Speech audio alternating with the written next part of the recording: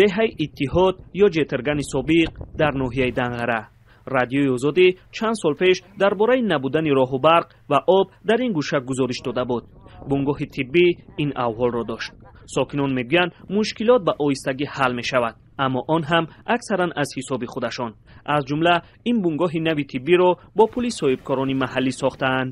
хоб яке аз онҳо Иттиҳод ба фикрам Иттиҳод қариб 90 километр аз маркази ноҳия дур аст, наздики ноҳияи 5 дар ҷойгир мебошад. дар он ҷо мо ҳозир як аз ҷониби соҳибкорон сокинон якта бунгоҳи нав сохтем. деҳаи Иттиҳод тақрибан 80 сол пеш дар байни ду кӯҳ бунёд шудааст. дар ин ҷо аъзои 120 оила зиндагӣ мекунанд.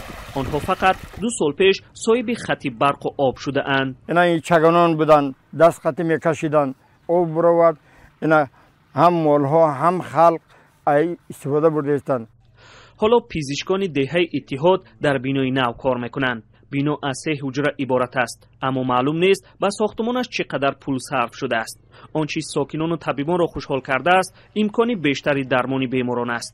аммо деҳаи Иттиҳод дар ноҳияи Данғара зодгоҳи раисҷумҳури Тоҷикистон ҳанӯз душвориҳои дигаре дорад ки бояд онро ҳал кунад.